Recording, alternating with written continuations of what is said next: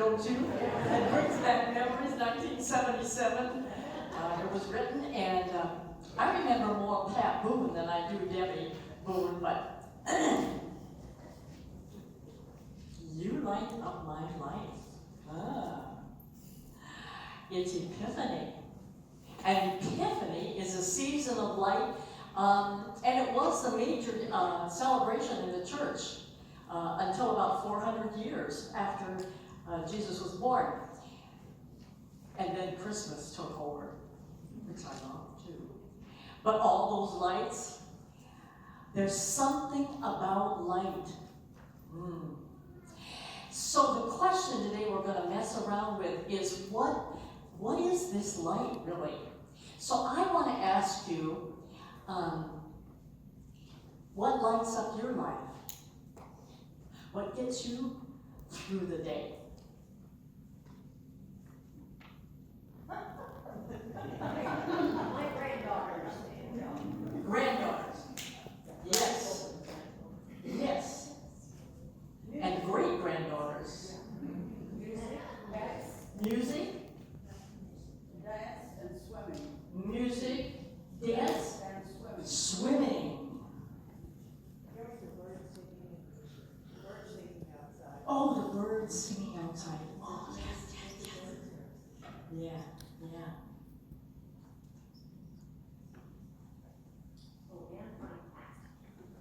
And your cat. Absolutely.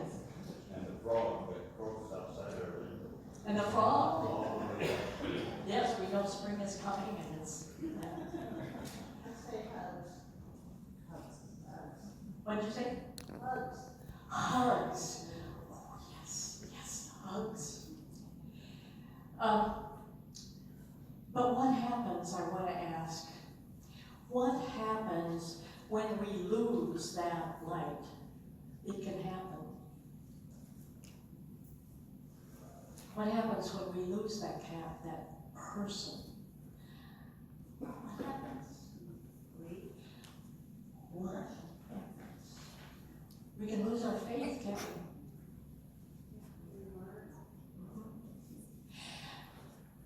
I want to tell you a story that's true about myself.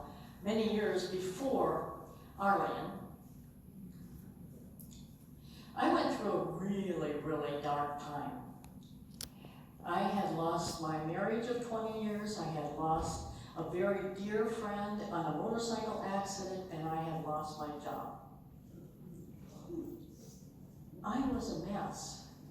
It was as though I was in a bubble of molasses. I just couldn't move. And when I did, I didn't care. It was dark.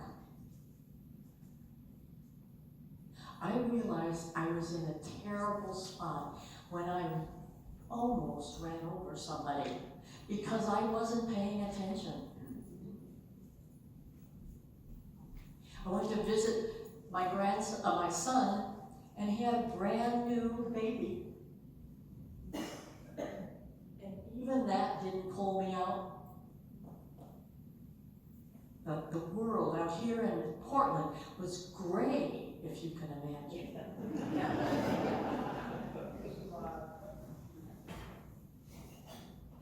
And then one day, a friend of mine sent a card.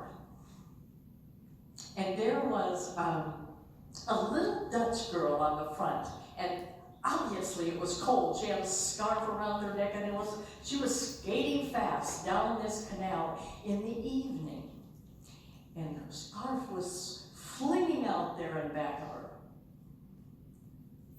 And she had her hands like this, and you opened the card, and inside her hands was this little candle, this light.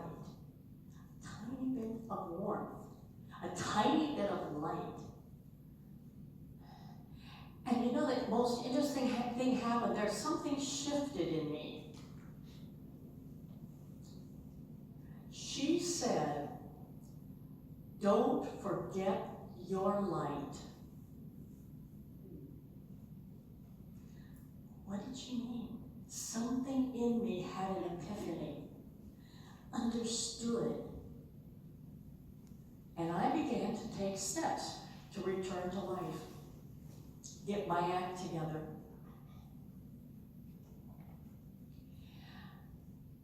This light, what really is this light that has this power to overcome darkness?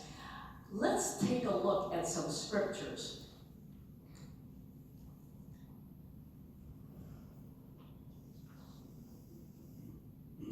In Genesis. In the beginning, when God created the heavens and the earth was a formless void, and darkness covered the face of the deep, while a wind from God swept over the face of the waters.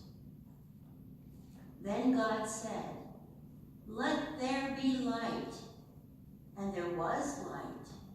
And God saw that the light was good, and God separated the light from the darkness. God called the light day, and the darkness he called night. And there was evening, and there was morning, the first day. Something about this light has been since the beginning of time. And it's good. Let's see. There are a lot of scriptures that talk about light, but let's take a look at Isaiah. That passage we're pretty familiar with. People who walked in darkness have seen a great light. Those who lived in a land of deep darkness, on them light has shined. That certainly happened to me, that something shone on me and the darkness began to go away. But what is it? What is that? The Gospels really talk a lot about that, and in different ways. Let's hear from Matthew 5:15. No one, after lighting a lamp, puts it under a bushel basket, but on the lampstand, and it gives light to all in the house. And right before that, Jesus says, "You are the light. You are the light." Is that what we would have said? That's what he says. Let's look at Luke. No one, after lighting a lamp, puts it in a cellar, but on the lampstand, so that those who enter may see the light. And again, Luke says, right before this, Jesus said, "You are the light." Don't hide it.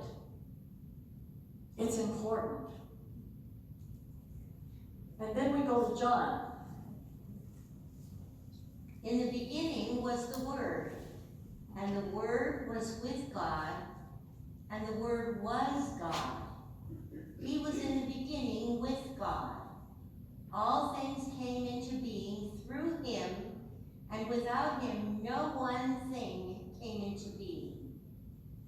What has come into being in him was life, and the life was the light of all people. The light shines in the darkness, and the darkness did not overcome it. The true light, which enlightens everyone, was coming into the world. And then we hear in the Gospel of Thomas. Now, some of the Gospels didn't make it into the canon because we people are political.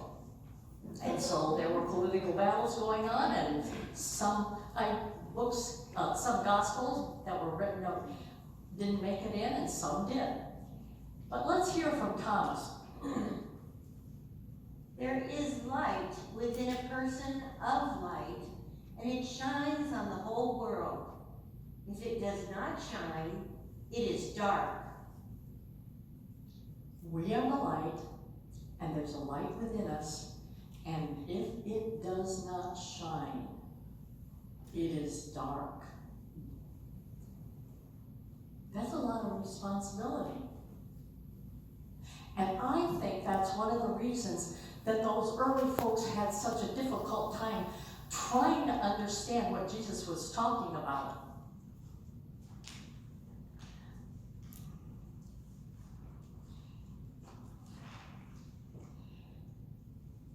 You know, we have, scholars have a lot of tools now, archaeological, anthropological, social, cultural, historical criticism, biblical, literary criticism, so that they can discern with some certainty and clarity just what Jesus himself said and what the folks, the early church said, thought he said and did.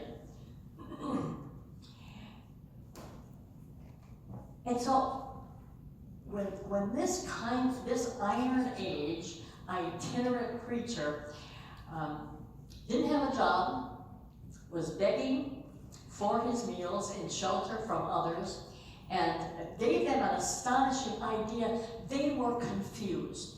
They couldn't quite get it, but they knew there was something exciting there. So, when he said, "Blessed are you when you're poor. Blessed are you when you're hungry. Blessed are you when you're mourn. Blessed are you when you show mercy. Blessed are you when you make peace." He wasn't saying that those conditions are good. Sometimes we kind of get that feeling. No. He was saying, you're important, even if you're poor. You're important, even if you're smelly and dirty and homeless. You're important. Everyone is important. That grabbed them. No one had ever said that before to them. They were in this Roman iron-fisted environment where they were nothing. The Romans controlled their life. The temple authorities were telling them what they were supposed to do and asking taxes and tithes from them. And they were losing their land because the wealthy and the well-connected were taking over their land when they couldn't pay those taxes. And Jesus said, you are important. And then he said, you are the light of the world. No wonder they shook their heads. And he was nonviolent, and perhaps that's one of the most difficult things for us to really get inside of today. Love your enemies? We'll love those that do good, but we're not about to love Suleiman. We're not about to love Trump or Nancy Pelosi because they're doing all these awful things that we don't like. We're not about to love someone who just betrayed us. That's a tough one. It was for them, and it is for us. And then he said these crazy things about this place, this kingdom of God. Here in this Roman-occupied nation was so much daily violence all around. He said, there's a place, a kingdom of God, that's like a mustard seed. It's like yeast. It's like the person who was hired and worked for 1 hour got the same pay as somebody who worked all day. Does that make any sense? We have trouble with that. Andrew Yang says, give everybody $1,000, and most of us just shrug our shoulders and say, well, that's crazy. Some of the nations are trying giving people a basic income. No, you can't do that. It'll just make them lazy. And Jesus said, it will give them dignity. Can we do that today? He told them this amazing thing, and then they wanted to know, well, I like the sound of this, they said. When is it going to happen?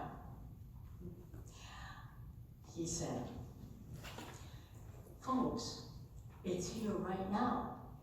It is right here in this room. It's among us. It's within you. It's within you.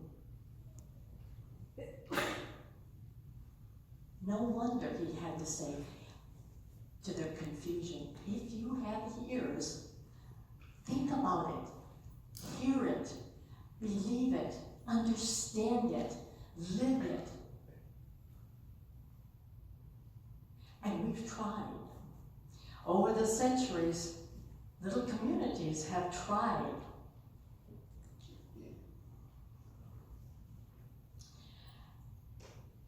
And when he died, that was a huge blow, because you see, they really expected it to happen before he died. And it didn't. And so what do you make of that? There it was in that time, a lot of apocalyptic ideas. Apocalyptic ideas meaning that God is going to break into the world with vengeance and wipe out the armies and clean up the mess and give us this kingdom of peace and wipe away our tears and create this beautiful place. And so some of the communities remembered and thought and decided they would try to live as though they were the light, that they lived within God's love. And they have done marvelous things. And there is within this congregation that same feeling. We can live it. We can create it. We're the ones that have to create love. We're the ones that have to create justice. We're the ones that have to build institutions of justice that give everyone a fair share of the resources. We're the ones that have to go out and protect the animals and our landscape and do something about climate change. We're the ones that have to sit down and do the hard negotiating with our United Methodist Church so that people can flourish and love abound. But there was another strain, and they couldn't quite let go of the fact that it would happen quickly and that God would come and wipe their enemies out. Revenge. Oh, sweet revenge, huh? Wipe their enemies out. And those that believed and were good, then they flourished. They would be left behind, and that whole series of books, Left Behind, is in fact promoting that kind of idea. It still exists. What is that light?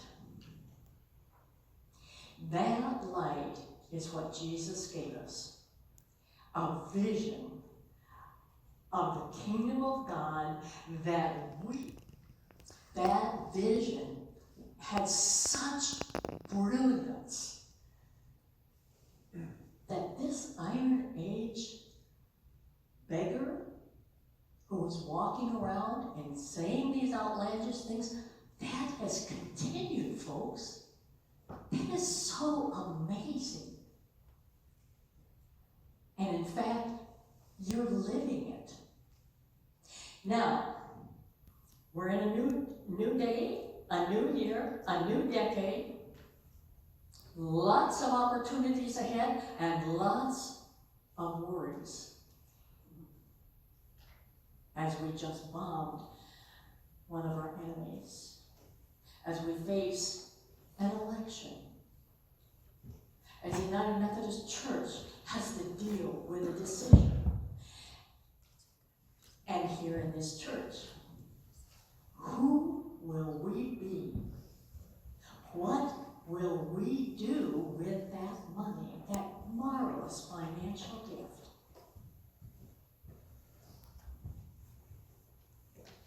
What will we do? What vision will we hold? And just one word of caution. You know, our job is incredibly difficult because, you see, we are the wealthy. We may not think of ourselves as wealthy. We're not exceedingly wealthy, but we are the wealthy. And you know what Jesus said about the wealthy? It's tougher for for us to get into heaven than a smelly old camel go through a needle, the eye of the needle. And then he told the story of the wealthy man with his gates and his fences, walking out and stepping over Lazarus every day of his life. And then he ends up in the burning place. Yes, it is difficult, folks, but you're already living it. You already are the light. We, because of our wealth and our education and our great institutions, we can become a brilliant light shining in this world of darkness. Let's go for it.